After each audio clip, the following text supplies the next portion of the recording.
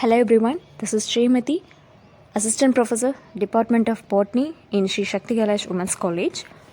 Let's discuss about the topic Anabaena. So Anabaena is a blue-green algae. It is included in the family Cyanophyceae. It is a filamentous algae. It is commonly called blue-green bacterium or cyanobacterium. So most of the species find in freshwater algae.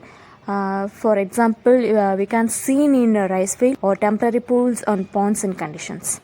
So some of the species can grow in terrestrial habitat and few species are found in endophytic organisms. For example, it occurs in the root of cycas and thalli in Anthoceros, and finally leaves of azolla in conditions.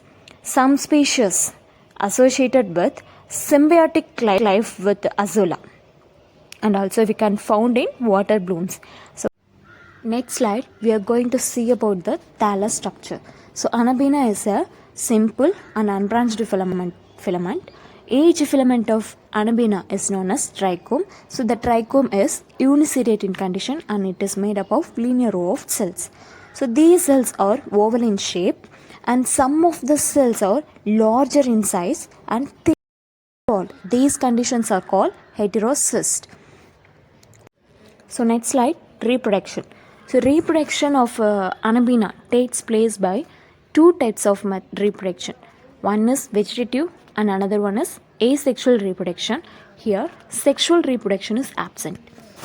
So vegetative reproduction takes place by two methods. So first method, fragmentation, and another method, hormones. So what is fragmentation? So fragmentation is a filament breaks into small pieces called fragments. So this process is called fragmentation. So fragmentation mostly occurs by different areas by wind and water.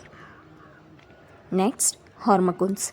So what is hormones? During favorable conditions, filament of Anabaena breaks down into pieces of heterocyst.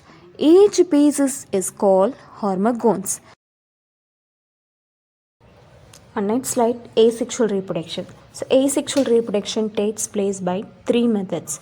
So first method, akinets, second one heterocyst, and third one endospores. So akinets. Akinets are also known as resting spores or arthrospores.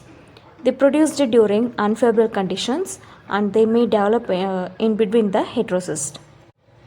So vegetative cells first enlarge its sides and store plenty of reserved food materials.